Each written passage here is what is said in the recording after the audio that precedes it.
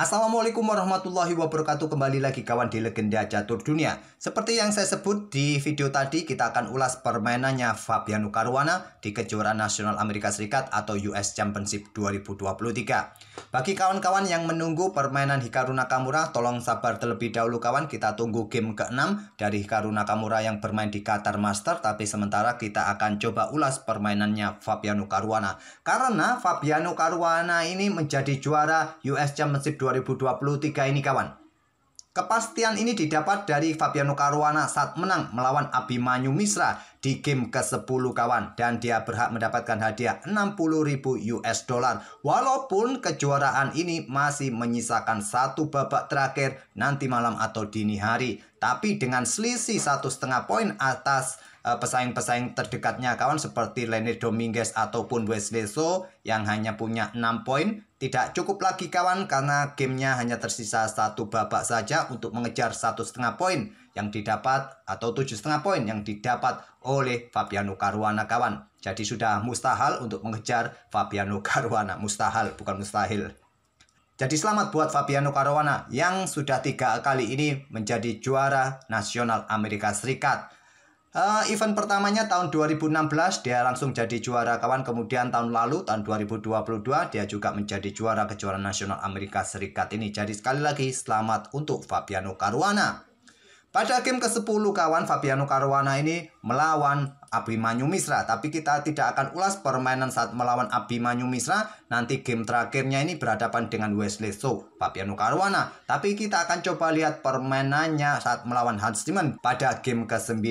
Karena saat melawan Abimanyu Misra ini kawan, gamenya terbilang panjang. Berakhir di langkah ke-75 dalam permainan benteng versus benteng di end game-nya dengan keunggulan satu pion di sini. Posisi rajanya Abimanyu Misra sudah di cut off oleh benteng kawan. Kemudian rajanya Fabiano Caruana juga sudah bisa mengawal pionnya sampai bisa promosi. Ya nanti tersisa benteng ya untuk bisa menskakmat rajanya Abimanyu Misra. Oke, kita ke papan permainannya. Fabiano Caruana melawan Hans Niemann. Hans Niemann pegang putih kawan, mengawali dengan permainan pion E4. Sementara sampai babak ke-10, Hans Niemann ini sebetulnya bermain cukup bagus kawan. Tapi sayangnya pada game ke-8, ke-9, 2 kali mengalami kekalahan berturut-turut. Kemudian di game ke-10 bermain remis melawan Wesley So. Salah klik lagi. Kita mundur sejenak, kita klik gamenya saat melawan Caruana kawan. Oke, ini yang pasti jelas di situ Caruana menang. Pion E4 dimainkan oleh Hans Niemann, dibalas Caruana pion E5. Mereka bermain dengan pembukaan Italia. Kemudian Caruana membalas dengan pertahanan 2 kuda. Tidak berlanjut ke Fried Lever Attack, tapi pion D3 oleh Hans Niemann. Tahun lalu Hans Niemann saat melawan Levon Aronian bermain dengan Fried Lever Attack kawan, tapi gamenya berakhir miss. Cukup menarik juga dalam era modern seperti ini, apalagi dalam permainan klasik kawan. Pemain berani bermain dengan Fried Lever Attack. Gajah C5 berlanjut ke pilihan utama Giojo Pianissimo. Tapi ada juga yang memainkan gajah E7 atau pion H6 kawan beberapa waktu yang lalu saat permainan Carlsen dengan pemain India bermain dengan pion H6 ini. Tapi kita temui Giojo Pianissimo, gajah C5, kemudian pion C3, pion A5. Pion D6 yang paling populer kawan di sini. Ataupun rokade. Ataupun cukup satu petak saja ke petak 6. Tapi ini langsung 2 petak dimainkan oleh Fabi. Hentikan laju pion B4, pion A4, dorong lagi pion B5. Rokade Hans Niemann. Baru sekarang pion D6. Benteng E1. Tak perlu khawatir kalaupun ada gajah. Sudah di backup petak D4 dari aktivitas kuda ini kawan. Gajah ditarik mundur ke A7 untuk bersembunyi menjadi sniper kawan. Kemudian ada kuda B berkembang ke D2, pion A4 atau tadi kuda ke petak A3 juga bisa jadi pilihan. Beberapa game-game juga memainkan kuda ke petak A3. Di sini kuda B berkembang ke petak D2, Fabi rokade, pion H3 untuk menghentikan segala aktivitas di petak G4 bagi hitam di sini. Gajah E6 menantang pertukaran yang paling banyak ditolak kawan. Saat ada ruang untuk bergerak, hindari. Seperti ini, gajah B5 dimainkan oleh Hans Niemann. Kemudian kuda mundur ke E7, jelas tujuannya petak G6 untuk menepati outpost nanti. Mungkin dengan 2 kudanya nanti bergerak untuk mencapai petak F4 ini kawan. Di sini ada pion D4 tantang Hans Niemann atau membuka sebanyak mungkin akses gajah terangnya kawan. Apakah reposisi nanti ke petak D3 atau sekaligus mundur ke petak F1. Di sini kuda G6, gajah A4, kuda H5. Jelas ingin menempati outpost di sini kawan. Nah, di sini mungkin kalian melihat bisa mendapatkan kuda yang di petak H5 di sini dengan cara kuda ambil pion E5. Ya, simpel akan diladeni oleh hitam kawan. Menteri ambil kuda H5, yang menjadi masalah di sini kawan. Kalian sudah tidak bisa lagi untuk mendapatkan pion yang di sini. Stockfish menyarankan kuda F3 dan dilanjut pion pukul pion kawan. Tapi kalau kalian ambil, coba lihat di sini. Ada potensi kehilangan gajah atau serangan di peta F2 ini. Jadi kalian akan kehilangan gajah, pertahankan posisi benteng di sini kawan, tak perlu terburu-buru ambil pion F2, ambil gajah A4, itulah masalahnya.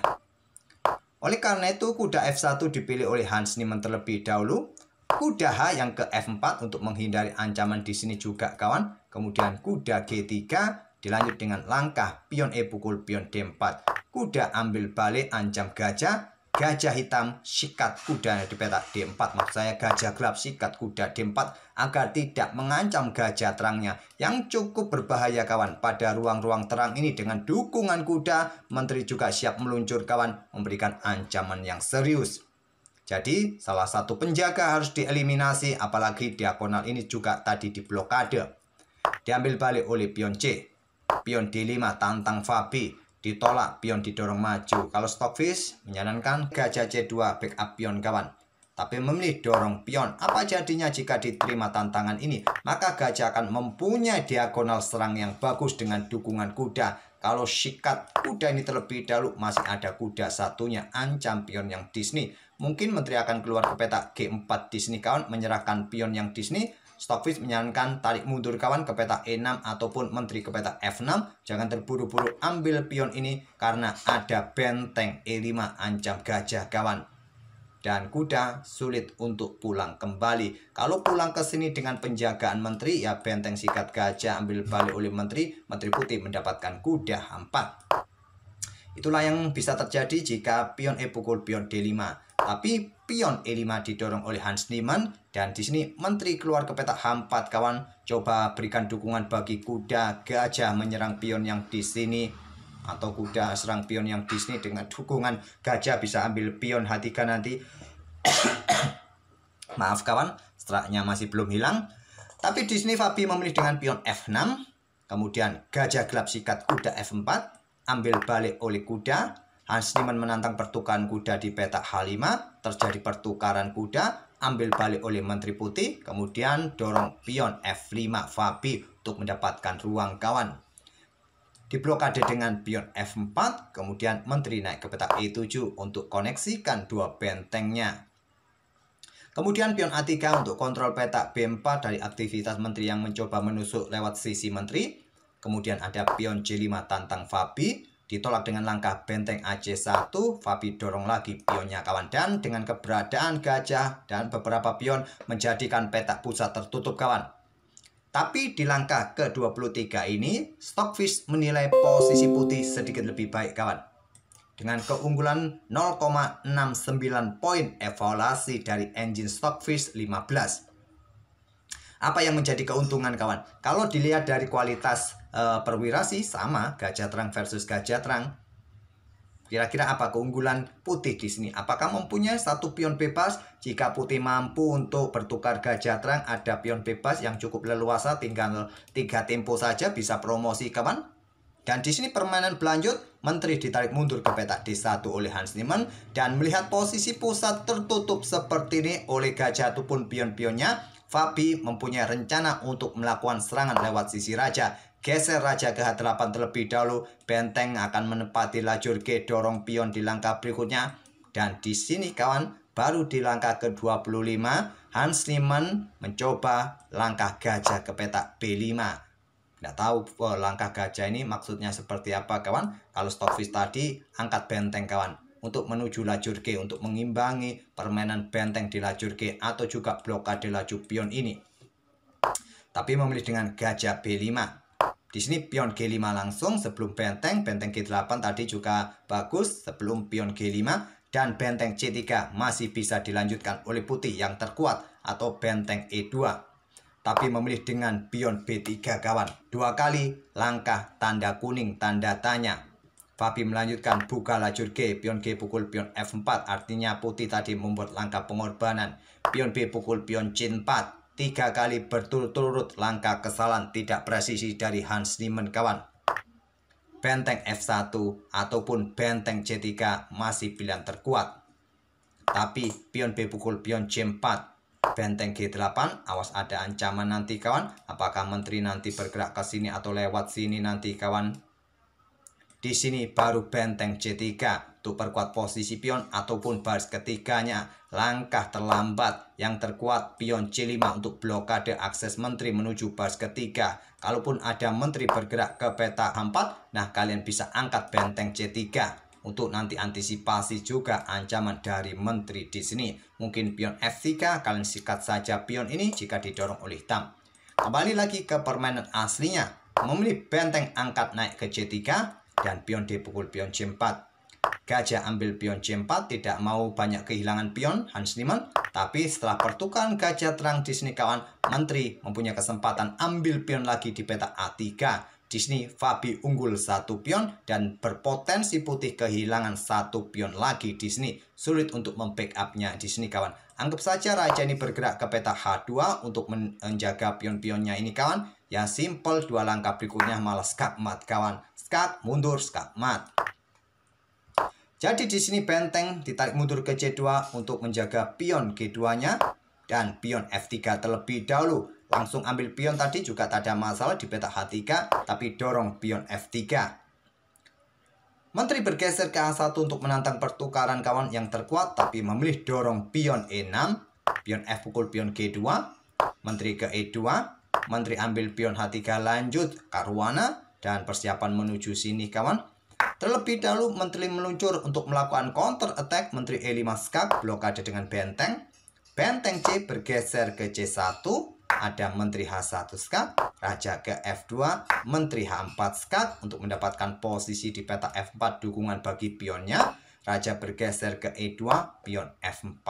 Benteng G1 kawan. Dan di sini menteri ke G4 skak. Jaga pion sekaligus untuk dukungan pionnya di peta F3 juga. Raja bergeser ke D2 pion F3.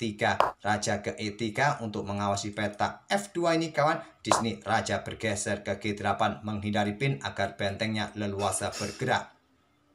Di sini benteng naik ke C2 untuk menjaga peta F2 kawan.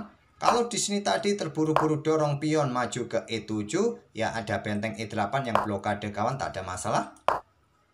Benteng C2 lanjut Hans Niemann. Benteng F8. Benteng ke F2, blokade laju pion. Pion H5, giliran pion H yang didorong kawan. Dan di sini menteri bergeser, persiapan discover. Tapi selepas benteng digeser ke peta E8, Hans Niemann menyerah di langkah ke-43. Sudah tidak ada harapan lagi, pion ini bisa promosi kawan. Sikat langkah berikutnya, sulit untuk di backup lagi. Kalaupun di sini ada discover check, ya raja bergeser saja ke peta H7 dan di sini sudah tidak bisa lagi melakukan skak-skak kawan. Kesini pun sikat oleh menteri, kesini pun sikat oleh menteri. Pion jatuh di langkah berikutnya dan wassalam. Masih banyak pion hitam yang sulit dihentikan lagi beberapa langkah berikutnya. Kalau permainan dilanjutkan mungkin dengan menteri ambil pion F3, ya di sini benteng ambil pion terlebih dahulu kawan. Benteng E yang kuat kawan. Ya kalian coba dengan benteng G, tak ada masalah juga. Benteng E saja, terserah kalian mau benteng yang sini, benteng yang sini, kalian ambil. Setelah raja bergeser, ya adu saja menteri di sini kawan, tak ada masalah. Oke, itulah kawan permainan Fabiano Caruana di babak ke-9 menang atas Hans Niemann, kemudian di babak ke-10 menang atas Abimanyu Misra, memastikan diri Fabiano Caruana menjadi juara event tahun 2023 ini. Sekali lagi selamat buat Fabiano Caruana dan kita akan tunggu babak ke-6 dari Qatar Master nanti seperti apa. Apakah Magnus Carlsen akan kembali panas untuk memetik kemenangan kembali? Apakah juga Hikaru Nakamura kembali memetik kemenangan kawan setelah remis? Dan gamenya bisa kita ulas karena game dari Hikaru Nakamura juga ditunggu beberapa kawan-kawan. Oke, kita akan bertemu di video-video berikutnya. Terima kasih. Wassalamualaikum warahmatullahi wabarakatuh.